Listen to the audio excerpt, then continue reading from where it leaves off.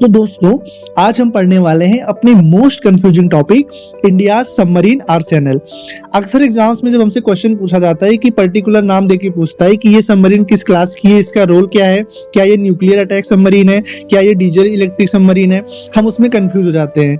But इस video में हम ईच एंड एवरी डिटेल इसको हम बारीकी से डिस्कस करेंगे, जिससे आने वाले किसी भी एग्जाम में, स्पेशली डिफेंस के जितने भी एग्जाम होते हैं, हम इनसे रिलेटेड गलतियां ना करें। तो चलिए शुरू करते हैं।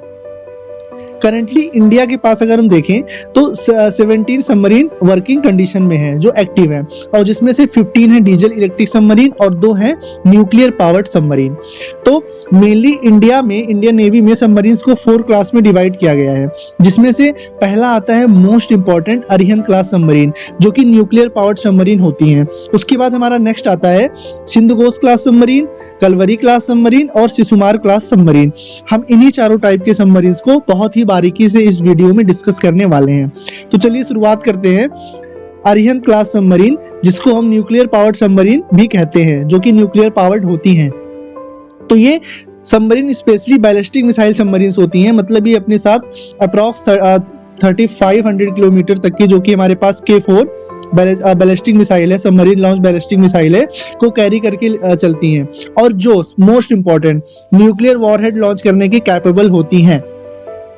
वर्ल्ड में इंडिया चौथा ऐसा कंट्री है जिसके पास एयर से, वाटर से और लैंड से, तीनों से न्यूक्लियर वॉरहेड लॉन्च करने की कैपेबिलिटी है, और ये कैपेबिलिटी उसको देती है अरिहंत क्लास सबमरीन, जिसको हम कहते हैं बैलिस्टिक मिसाइल सबमरीन भी जिसको हम कहते हैं।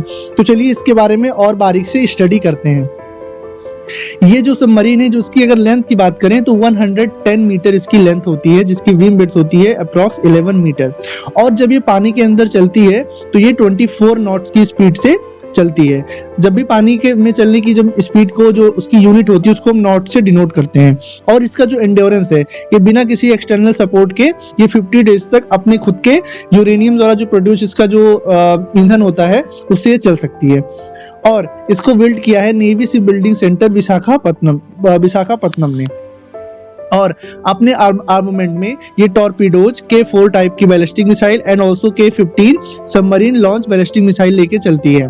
और इस टाइप की सबमरीन में आज की डेट में हमारे पास INS अरिहंत और INS अरिघाट 2 तरीके की सबमरीन बैलिस्टिक मिसाइल सबमरीन्स हैं।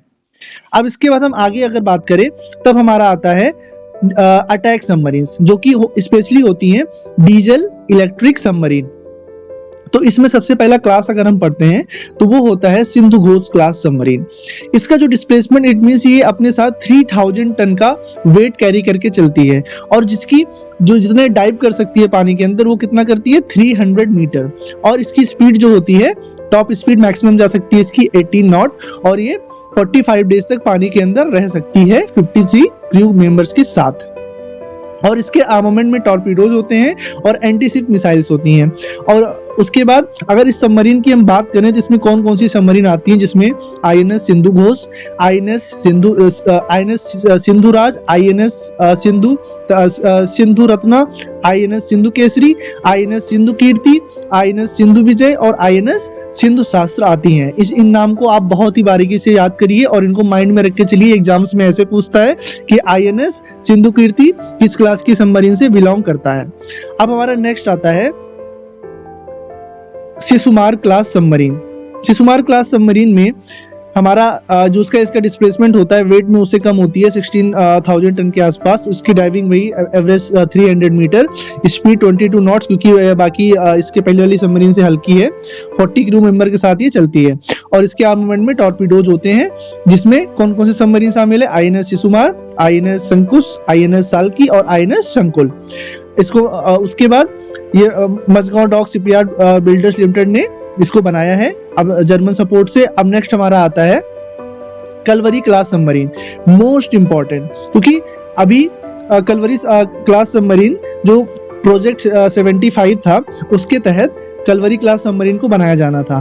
तो कलवरी क्लास सबमरीन में अभी रिसेंटली जो इंडियन नेवी में कमीशन हुई है, वो हुई है INS वागीर। तो कम से कम ये जो कलवरी क्लास सबमरीन है, आजकल एग्जाम में इसी से रिलेटेड क्वेश्चंस पूछे जा रहे हैं, तो इसको हमें बहुत ही बारीकी से पढ़ना है। तो चलिए देखते हैं। इसमें आता है इसकी लेंथ जो होती है 67.5 मीटर की इसकी लेंथ होती है। इसकी विंग वेट जो होती है वो होती है 6.2 मीटर की, और इसकी जो मैक्सिमम स्पीड है वो है 20 नॉट्स की। उसके बाद इसका जो एंड्योरेंस होता है वो 50 डेज का होता है, और अपने आर्मामेंट में ये टॉर्पीडोज और एंटीशिप मिसाइल लेके चलती है। और इसका सबसे मेन इंपॉर्टेंट आपको इसका नाम याद करना है। सबमरीन क्लास की पहली जो सबमरीन थी कलवरी क्लास की, उसमें सबसे पहले आता है INS Kalvari, INS Khanderi, INS Karanj, INS Vela और आईएनएस वागेर। इन पांचों का नाम आपकी जुबान पे रटा होना चाहिए सीरियल वाइज। सबसे पहले कलवरी कमीशन हुई, उसके बाद खंडेरी कमीशन हुई, फिर आईएनएस करंज कमीशन हुई, उसके बाद आईएनएस वेला, और रिसेंटली अभी आईएनएस वागेर। तो और इसको मझगांव डॉक शिपयार्ड लिमिटेड ने बनाया है। तो ये बहुत ही इंपॉर्टेंट क्वेश्चन है हमारे लिए। तो आज के आई होप आपको अब सबमरीन से रिलेटेड कोई भी डाउट नहीं रह गया है। खासकर सीडीएस, एनडीए और एफकेट के एग्जाम्स में पूछ लिया जाता है पर्टिकुलर सबमरीन का नाम देके कि किस क्लास से बिलोंग करती है, और क्या ये न्यूक्लियर पावर सबमरीन है, क्या ये बैलिस्टिक डीजल इलेक्ट्रिक सबमरीन है। तो आई थिंक आपको अब कोई भी डाउट इससे रिलेटेड नहीं होगा। ऐसे ही अमेजिंग वीडियोज के लिए आप हमारे चैनल एस्पिरेंट्स अड्डा को सब्सक्राइब करिए, ज़्यादा से ज़्यादा शेयर करिए, और ये हमारा आपसे वादा है कि आपको जितने भी बेसिक टर्म होते हैं जो आपके एग्जाम पॉइंट ऑफ व्यू से कंफ्यूजिंग होते हैं, जिसमें आप अक्सर गलतियां करते हैं, हम आपकी उन गलतियों को, आपकी उन मिस्टेक्स को दूर करने का अपनी तरफ से पूरा प्रयत्न करेंगे। तब तक के लिए जय हिंद।